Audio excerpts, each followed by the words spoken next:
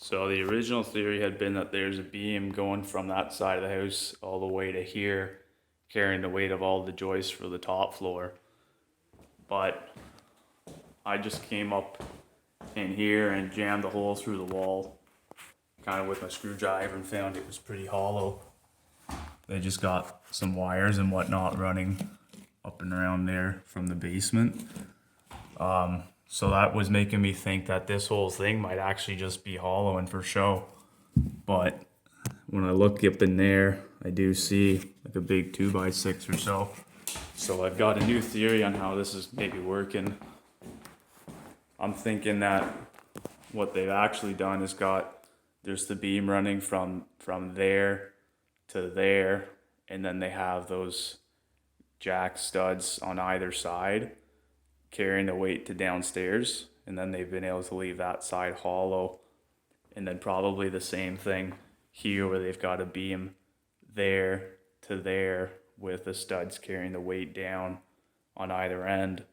And then this sort of middle part here, that's been able to be left hollow, and that's why they've been able to get the ducts from the basement up to the top floor without actually going through that beam, because it isn't continuous likely through that whole section. So we'll have a little brew downstairs, and maybe there's something that will point to that as well. So joists, I do believe, all just run the same sort of direction, so they're still going this way. And we got this big beam obviously carrying all the weight of the joists where they kind of meet together from that side to the middle, and then from the middle out to the backyard area. And I'm curious now because some of these are all just single joist here and here, but then there's a few that double up here that carry that whole distance from there all the way out to the backyard. There's one here and then one here that's doubled up, and it looks like one right over top of this wall, which goes upstairs as well. So that probably does back up what I was thinking before. Maybe they've got those jacks carrying the beam upstairs, resting right on top of this one that's doubled up, and then 20-30 inches over they got another one for where that corridor sort of starts, and then at the other end they got this one doubled up too. So that's the newest theory. Alright, so busted open this part of the wall here to kind of get an idea of how that beam sort of theory was going to go.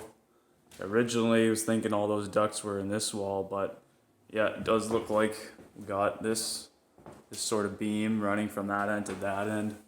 That's one big block of wood that goes across, and then is supported by, looks like, these two 2x4s. This is just a 1x piece there for probably the drywall, but there's no beam that goes from here to here. It's just kind of carrying those ducts up and behind there. And then there is another beam. It looks like it's again supported on 2x4s, and then probably same deal over there.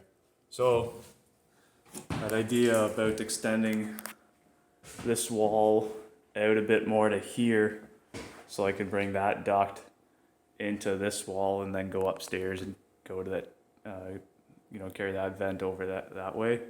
Won't work because definitely got the beam in the way.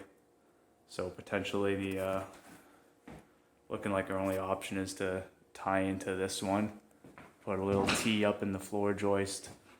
Right now it's sending that way to that bedroom. Put the T in there so it can also carry to that bedroom on this side.